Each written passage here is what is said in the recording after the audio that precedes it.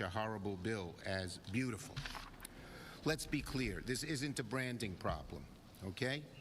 We each spent a month at home. I did close to 20 meetings on health care, mainly in upstate Republican districts and areas. And you heard how bad it was. I went to the state fair, which is a pretty Republican operation. I had a great time. I saw the butter sculpture.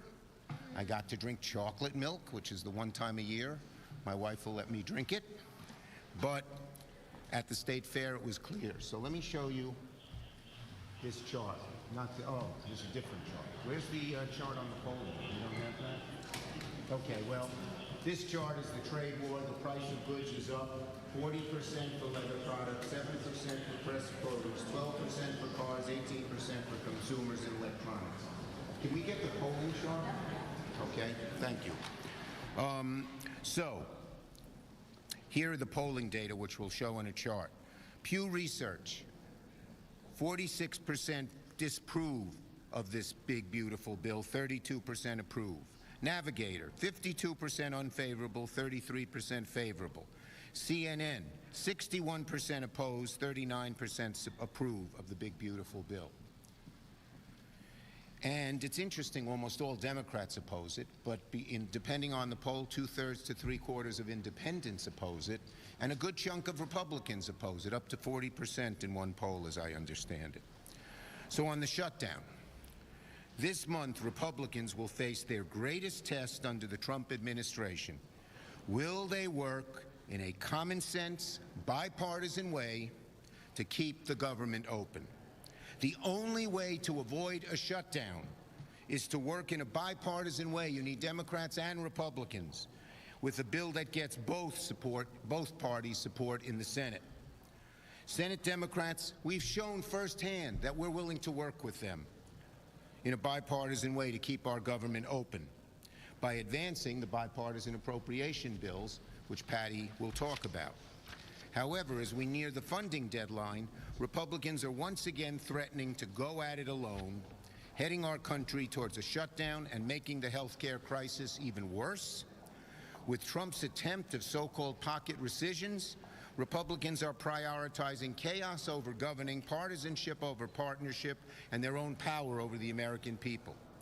For weeks now, Leader Jeffries and I, and we're working on the same page, we talk all the time, just talked to him last night again, we've written to the Republican leaders, asking them to meet us to start the negotiation process. We did that in early August. We didn't hear from them. Weeks later, we wrote a letter asking them to meet with us to start negotiating. Again, nothing again. Crickets. We heard nothing. Time is short. Republicans need to stop trying this go-at-it-alone approach. They did that with the big, beautiful bill. Look how that's working out for them. Look how that's working out for them. Chart's not here yet. Okay. We don't want to shut down. We want bipartisan negotiations and a bipartisan bill. If Republicans want to keep the government open, they got to work with us. We need some action from Republican leaders showing that they're serious, that they want to prevent a shutdown by working with us. We Democrats are ready to get to work. Patty. Here it is. There we the go. Star of the show. Look at this, 46-32, 52-33, 61-39. And I give my colleagues a lot of credit. We did over, I'm sorry, I can't stop. We did over 300 events on health care. Every Democratic senator did an event in their state, I believe. So this message is sinking in. Patty. Well, less than a month until the next funding deadline, and here is the bottom line. Just as we have worked in a bipartisan fashion here in the Senate on fiscal year 2026 funding, Republicans and Democrats need to work together to fund the government with a short-term CR at the end of the month. That CR agreement needs to reflect Democratic values and principles, and it needs to be a real bipartisan compromise. For the last few months, we have shown a bipartisan way forward on the Appropriations Committee. Democrats have shown that we are willing to work in good faith to write bipartisan funding bills that protect investments in education, life-saving research, and a lot more. We've already passed 8 out of the committee and 3 on the floor, Milcon VA, Ag, and Ledge Branch. As part of a bipartisan short-term CR, I support conferencing those 3 bills and passing them with the short-term CR for the remaining 9 bills. And I hope that we can continue to make progress on our Senate-passed bills so they will be ready at the end of the month. Now is the time to continue with that responsible bipartisan work, just as we have shown all summer. If House Republicans, however, go a different route and try and jam through a partisan CR without any input from Democratic members of Congress, and they suddenly find they don't have the votes they need from our caucus to fund the government, well then that is a Republican shutdown. But there is no reason for Republicans to walk away from this table, not after the progress we have made this summer.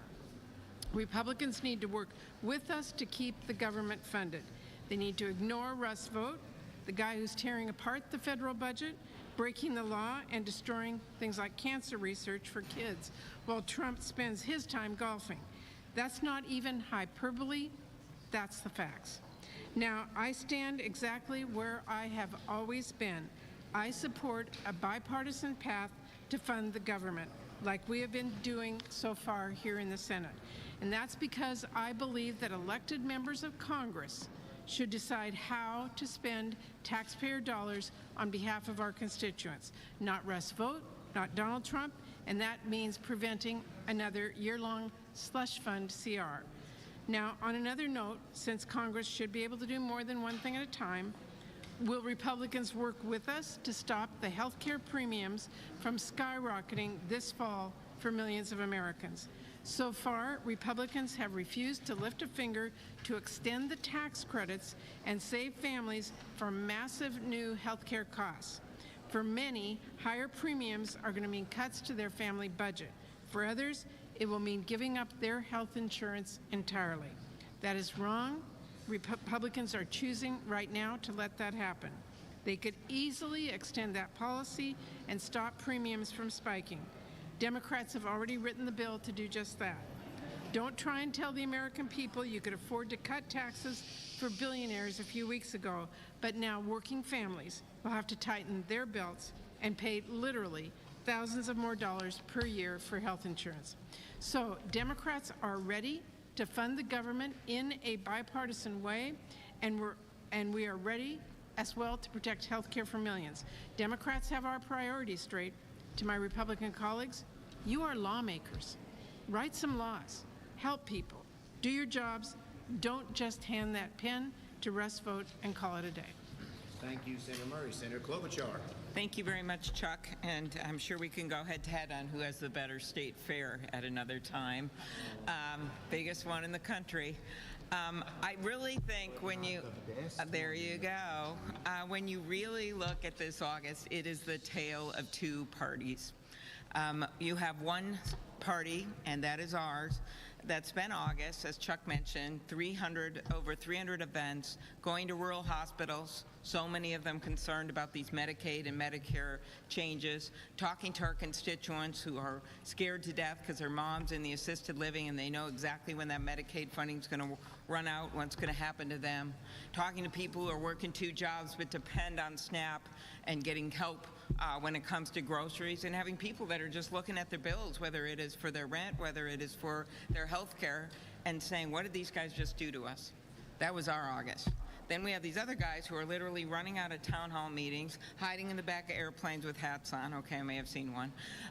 Just trying to avoid their constituents while Donald Trump keeps wreaking more havoc, more chaos, and more corruption on this country.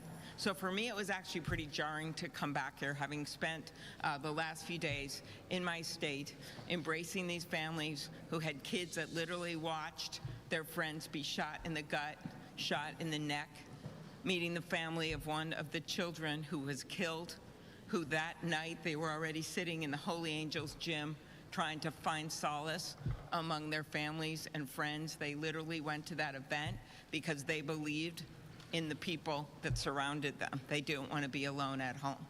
And those harrowing stories of those kids who got saved because their friend who was 3 years older laid their body on top of him, on top of a 6-year-old, and his friends get shot in the back but survives, or the teacher with the little boy who was disabled and couldn't move and took his body out of that wheelchair, threw it under the pew, and laid on top of him. It's pretty jarring to come back here because those kids and those teachers and those faith leaders in that moment, in that horrible moment, made the decision to look out for each other. And so as I look at this budget before us, I see this opportunity when under Senator Murray and Schumer's leadership, we've been able to already negotiate 3 bills that'll be good for people right out of the Senate through that chamber. That's what we should be doing. We should not be embracing a partisan budget process. We have this moment where our colleagues who we work with all the time in different matters can finally stand up and say, hey, we want to see a better world here, and we want to see something better, and we want to reverse some of the harms that have been done, and we do not want to embrace this partisan process. So that's where I am, and it's very much dictated by what I just saw happen at home. I think our constituents deserve better than having something rammed down their throats that are going to make their lives worse and not better. Thank you. Senator Schatz.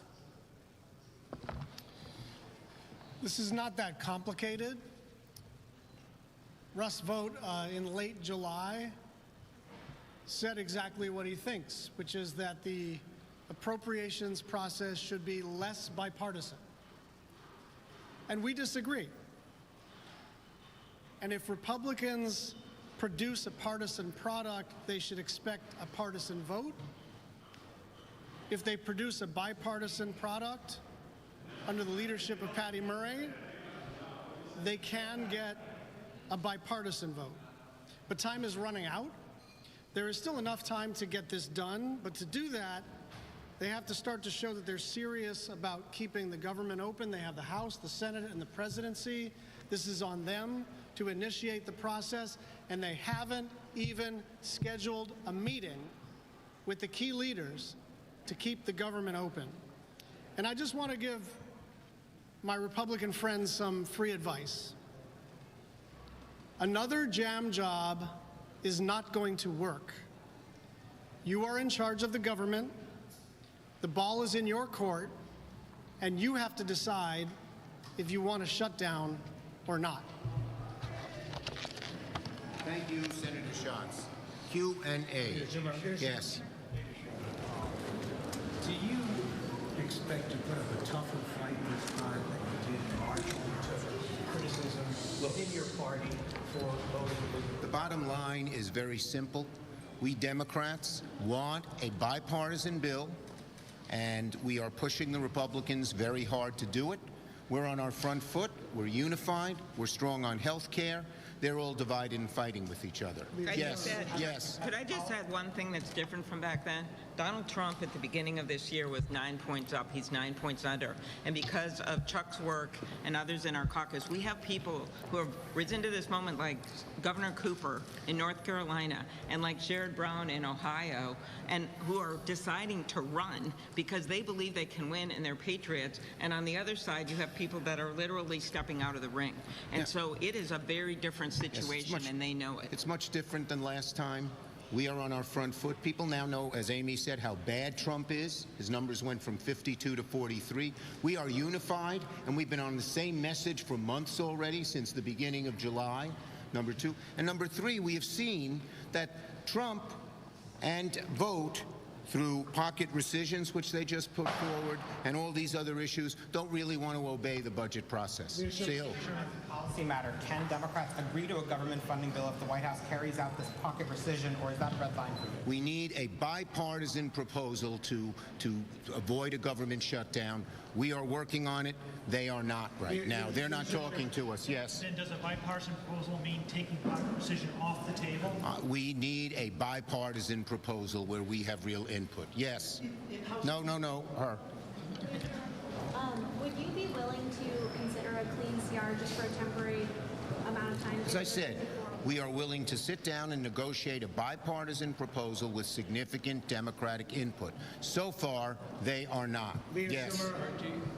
Why haven't you met with Mamdani yet? Are you planning on doing that? Plan to meet with them soon. Why haven't you endorsed it? Why haven't you endorsed it?